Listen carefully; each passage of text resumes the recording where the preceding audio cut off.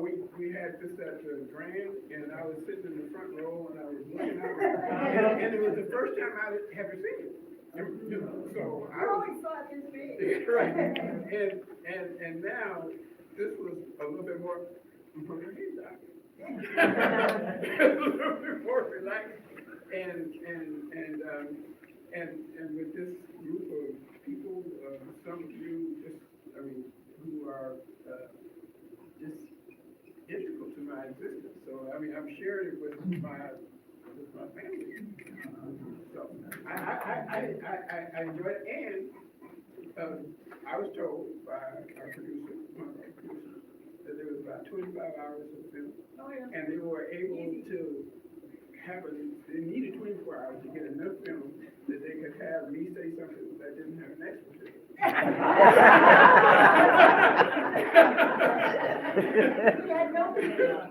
When I went to work with John Ladberg, he said, Lyle, can I just put you on an expletive count?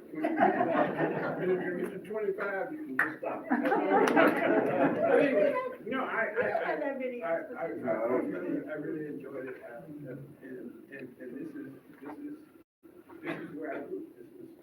This is my hood, and these are people that I dearly like, dearly. And if some of you know how much I love you, you would probably put a protection on. I want to introduce Derek Nunn, our director.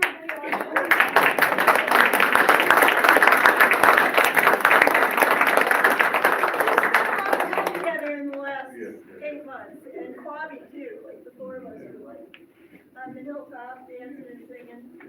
Derek, what motivated you to be part of this working project? Really, Mr. Lyle, I joined the Black Collective during the pandemic when everything was virtual, and just, you heard everyone talk about how he leads the Black Collective. I was very impressed by it. The more I got to know, the more I wanted to know. And when the call came down, it was like, do you want to do a documentary? I was like, not really. It was like, it's about Mr. Lyle Quasim. Do you know who he is? I was like, actually, yes, I do. I do know who he is. I was like, if this gives me some one-on-one time, especially when we get to film. So I was like, I had my own self-description, but honestly, very inspirational individual. There's been a lot in his life that he's still living, and there's still things that he's still doing and still working on. So just be able to capture just a little bit of someone's life while they're still running and kicking. I mean, you can't really slow the guy down. You can't just stop him. He said he's retired, but He's always got something on his mind. We had to work around him. Exactly. So just really inspired by who he is, what he's done, and just how he's really impacted his community. And it's inspirational. So it's very easy, yes, after Stephen's call. It was very easy, and again, thanks to Teresa Pan. Yeah, Teresa.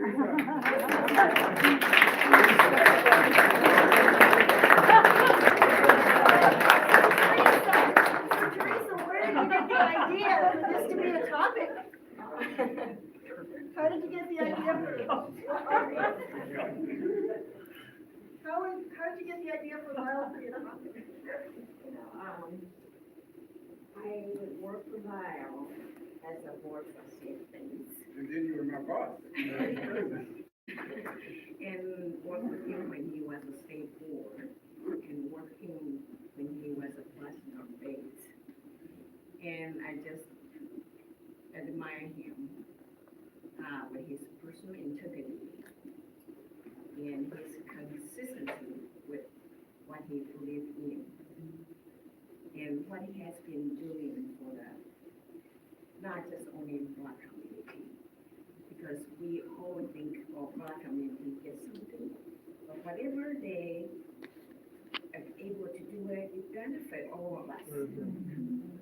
And he, through his action and his work, he has benefited our entire community, city of Tacoma.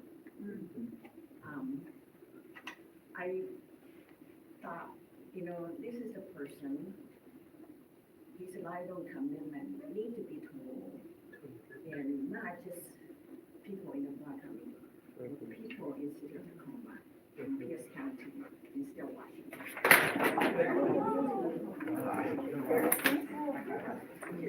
All sure.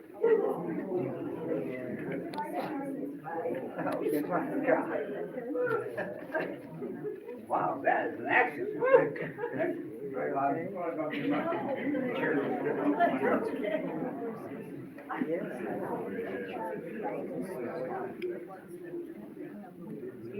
we know it, but I want to preserve that next generation, for our children, our grandchildren, to know how to be a person contributing to our greater community.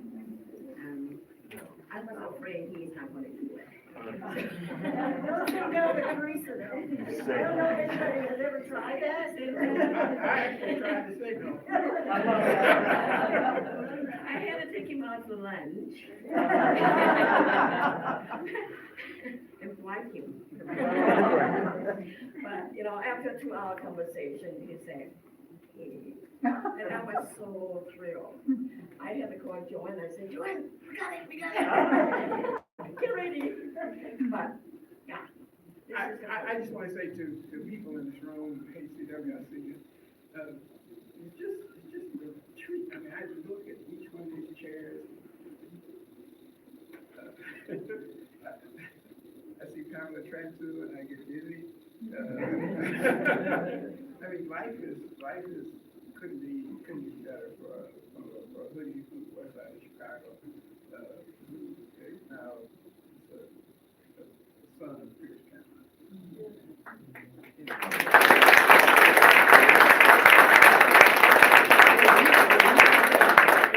Any questions? We went from the producer.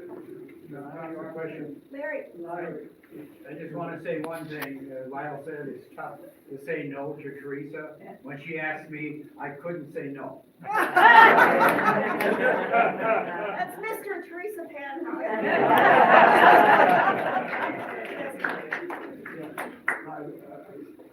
I'm so glad that to see you trying to make a film like you. I'd like to know, what is the secret of you not going old? I mean, I think the film is almost not changed at all. But with all the pressure that you have, I mean, what do you do? Regular exercising or? We work together at the University of Washington.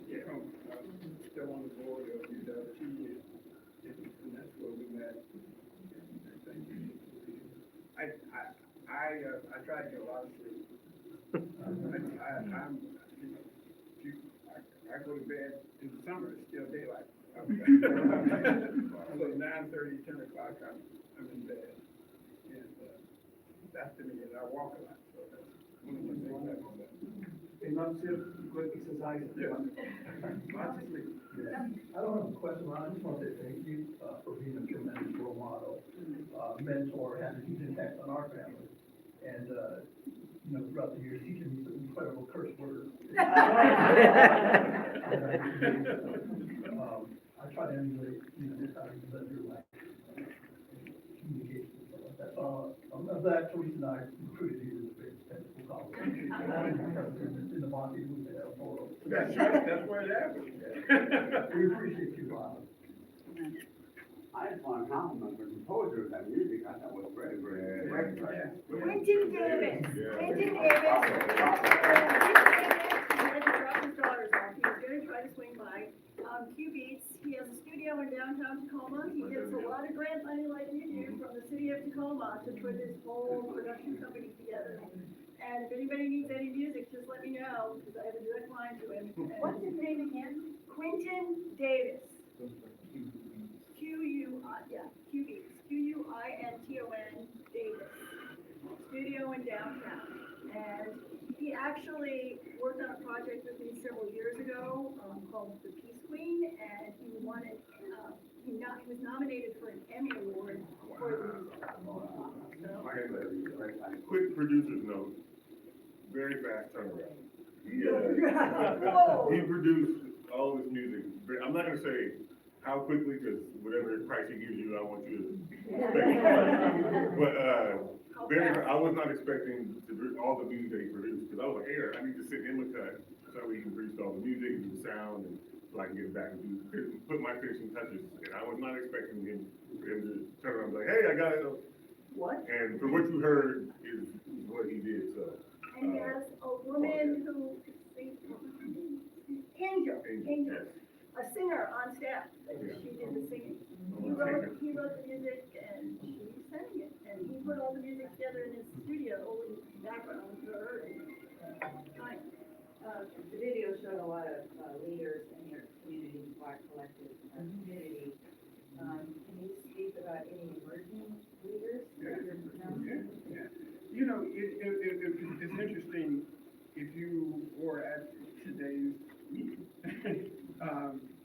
we had Amy Cooper, from, Tacoma Community House.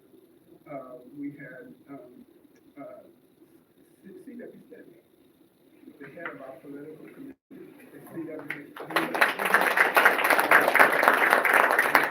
a lot younger than I. You look at, the chairs of the various committees, they are young, 40, 50 something, not 80 something. The gender balance is, when I said, we thought you was a men's organization. There are more women in charge of stuff and making decisions about stuff. So gender balance, why a big tent, we got everything from homophobic clergy to eco-terrorists. Trying to get under the same tent and figure out their differences about how you do this and how you do, how we work together. And there's not a lot of rank. You don't hear people speaking in a tone of voice much higher than the tone of voice that I'm speaking about things they're passionate about and things that they disagree about. And we try to come from that process. There are people who are focused on economic development. I love economic development. That ain't my hood. I'm a social justice person. And if we just took our finger off the scale, it would be the Black Chamber of Commerce. As opposed to thinking about education, thinking about health, thinking about, there were 4 positions underneath this woman, about 8 lawyers, people, it's all volunteers, the time, the talent. The best idea leaves the room when Wayne said it didn't make any difference. I got a person with a GED sitting next to a person with an MD, and both of them feeling able to make their statement. And we morph out into all of these different places. We got people who are rapidly pro-police, and we have people who are rapidly anti. And we figure out how to engage the process. And this, it's a space, and those spaces go to Tacoma Community College, they go to the Greater Tacoma Community Foundation, they go to other places where we go. We try to bring that with the American Leadership Forum.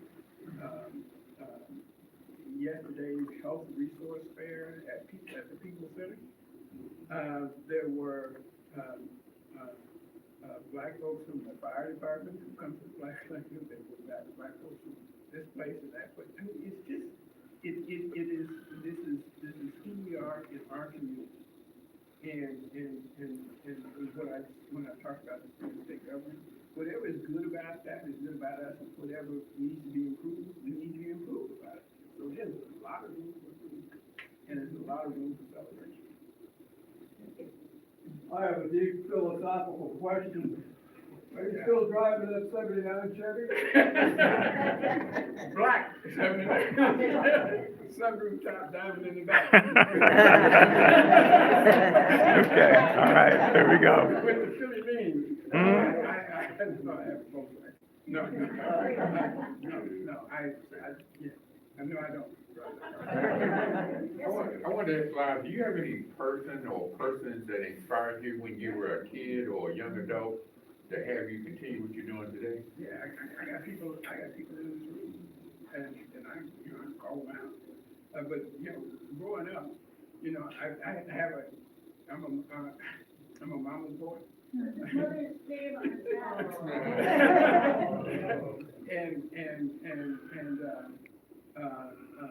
here's an inspiration, which wasn't on the screen.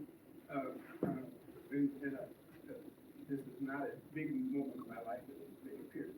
But anyway, when I was fired as health director, I called Chicago to talk to my mother. She wasn't there, so I talked to my aunt, and she said, "Well, you may be able to grandmother." So I called another place, and I couldn't catch up with her.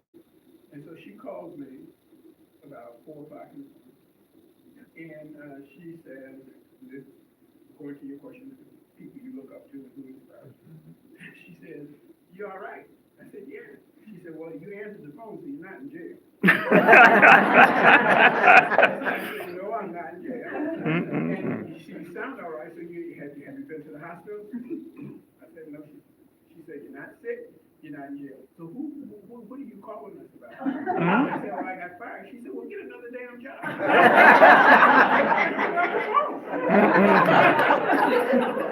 I called the next day and I said, she said, "I didn't raise no damn victim." That victim shit. And so those are the people who inspire me.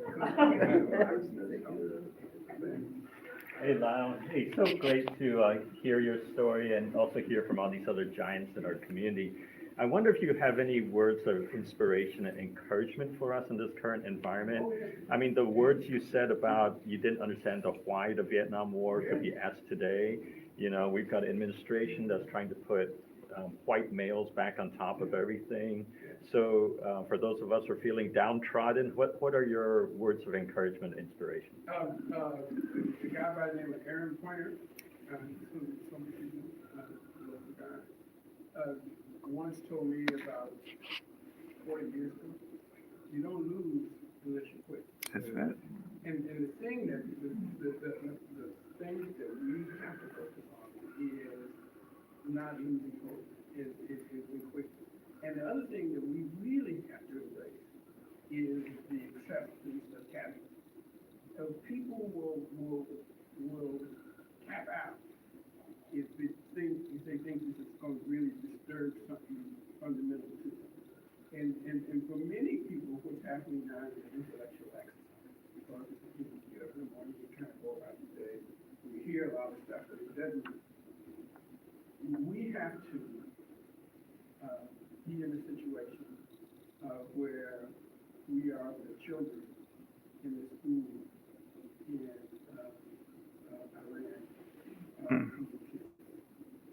We have to be able to know that for us to deal with what we're going to deal with, because it works, that we can't get scared and tap out when homes, jobs, and all those kind of things start to get rid of. And I tell people, to me, I don't have a record like Muhammad Ali, or I'll use pugilism as an example. These fighters are 29-2. My record is like 30-30. I've lost as many as I won. So I'm used to getting my ass kicked. And so I can take an ass whipping and I can take the cash. And if they were going to hurt me, they should have done it 30 years ago. Now at 82, I don't care. I don't care. You got pension and set up, got retirement funds, everything. I don't care. And so you gotta be smart. You gotta be engaged, and you gotta accept difficult circumstances, because you will not get out of this unscathed. The hope I have is that it's going to be a hard time. Yeah, it's going to take us a long time to recover. If we're recovered. I'm one of the casualties. I appreciate you, but I don't appreciate the 2 seconds that I was in the film, and you know what that was. And I know you personally, and that is personal. So, and I'll leave it at that.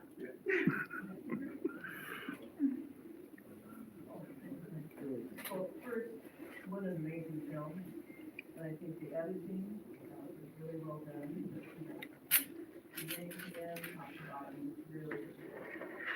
I have a couple questions. One, I'm gonna give the one to Lyle first, so you can be thinking about it, and then I have one for you. So Lyle, could you talk a little bit about what your relationship with your wife Sheila has meant to you? And then the question for you is it possible to get a copy of this film to show in a venue? The film is essentially owned by the Chinese Reconciliation Project Foundation. It is going up on their website tomorrow, I think, Thursday. That's correct. As soon as it took, although I need to tell you, because it's the large one, it took me 8 hours to get it to load up. Yeah. It'll be totally open source and available on our YouTube channel, as soon as I can get it uploaded, as well as all of the other films that we've done in this series. You know, it's really meant to be open source so that our community members can show this film whenever they deem it appropriate, and just sort of spread the word. So expect it soon. If you want to see it in a crowd like this again, it's at the Moore Library, May 2nd. It is going to be at the Tacoma Art Museum in July, but I can't remember the date. July 14th at the Tacoma Art Museum. Okay. And it very possibly would be at the Grand again in June. They're trying to figure out a spot for it to go because we filled 2 theaters on a Monday night. Oh, wow. A couple weeks ago. So they're like, can we do it again? Yeah. So we're still negotiating those things. And I just Oh, wanted and Bates. It'll probably be at Bates Community College sometime. We don't know exactly. We're working on that one. really quickly, I also just wanted to say the best way to keep up to date on any additional film screenings, as well as learn when it's on our YouTube channel, is to sign up to our newsletter at the Chinese Reconciliation Project Foundation. And if you're interested in doing that, I have some business cards, and you all can just leave me your email, and I'll get you signed up. And Teresa is already thinking about the next one, just so you know. So this is more a comment, but. Oh, I'm sorry. No, with the comment, then But I last year got appointed to the Pierce County Council, and, upon deciding that I was going to run again, first call was to Lyle. And then he took the time to come out to the Little Dog inside, and we sat there. What was supposed to be an hour lasted 2.5 hours, and I was realizing that I had gone over 2 appointments. But it was really important, and, Lyle took the time to, be a mentor, and was always been available, with, whatever issues come up, and I couldn't, I think that accessibility and your willingness to help mentor people coming behind has been invaluable, no matter what community they come from. I really appreciate that.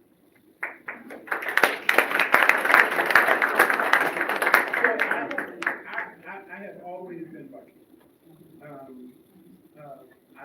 I was lucky to have been appointed by Dick Ray.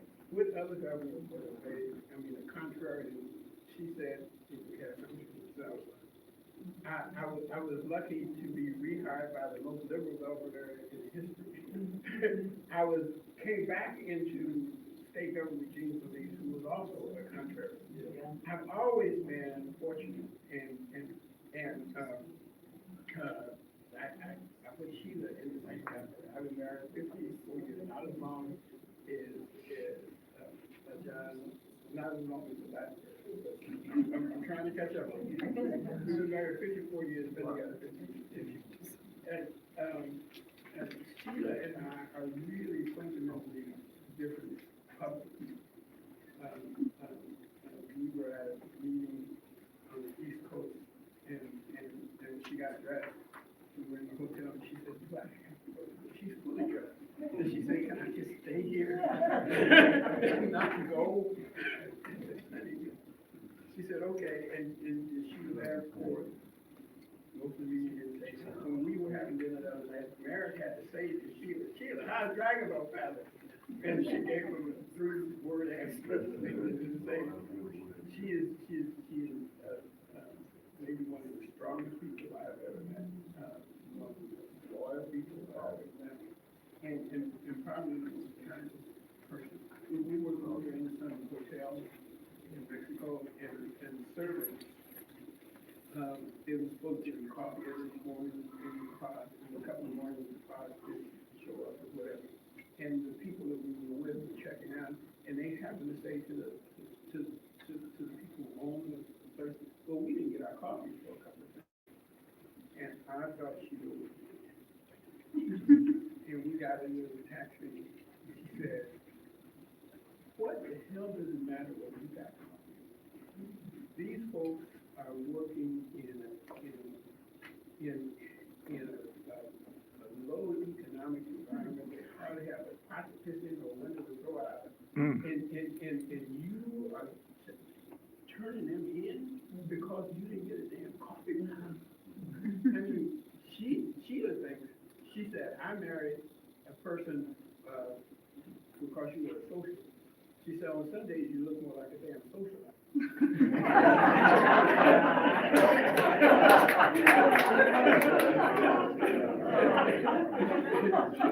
She thinks I've lost my way. She said, where's your mojo? You know, you're supposed to do it. I said, well, I'm working on it.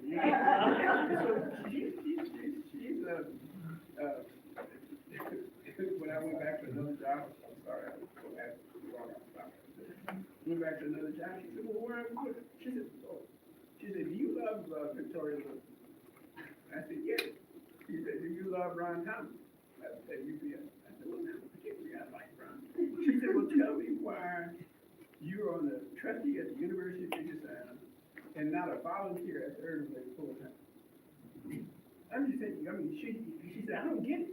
You're not here to defend yourself. I mean, this is the kind of conversation we have. She said, I mean, you all have a limited amount of time, and you running up there with your trust fund babies, giving them our money, and you could be, you know, and so that's you. Conversation, and you know, sometimes I say, well, I'll stay up late, so get her to sleep. I remember the first people I went to at the screening at the Grand is I chased Sheila down and I said, did we get it? And she said, yes. So that was one of my biggest praises was from her saying, you got it.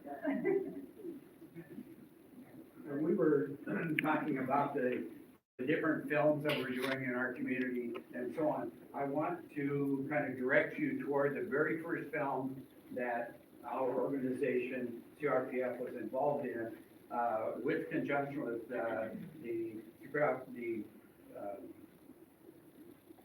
local PBR station, PBR, there you go. And it is an hour-long documentary that tells the story of the Chinese and the beginning of the park in Tacoma, the development of that park, and it is called of Race and Reconciliation. And that was filmed by a gentleman who was involved in doing a number of 60-minute film things. That he did the one of Race and Reconciliation, and it was the very first one that we did that said, as an organization, here's where we came from, and now as we move through these other documentaries, this is where we're going. And you can see Race and Reconciliation on KBTC in May. Yes. We will be repeating it. Yeah. So It's a fabulous film, and thank you it's a for good that film. partnership. Any other questions, Teresa? I want to thank you and Eric and Bobby and Clinton for doing such an excellent job to keep this legacy forever. Thank you. Thank you. And I'm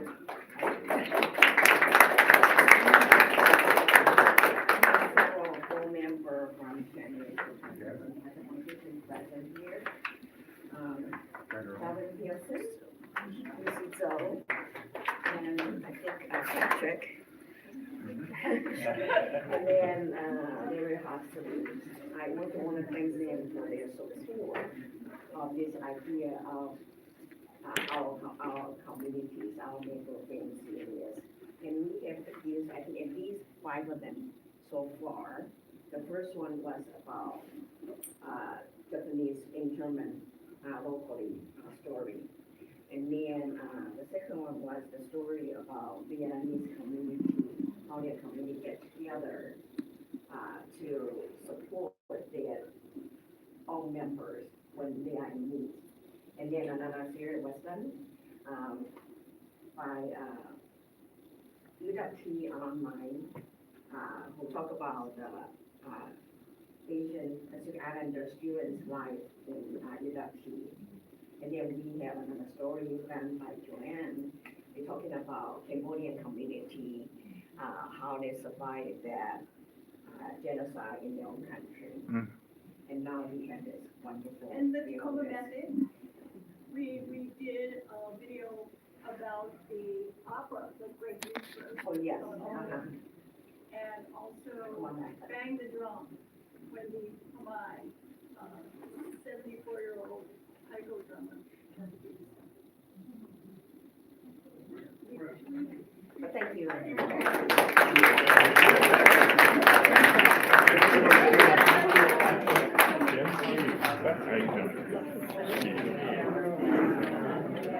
doing? What are you doing what are you doing?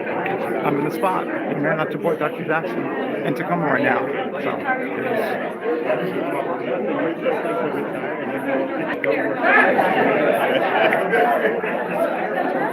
are you?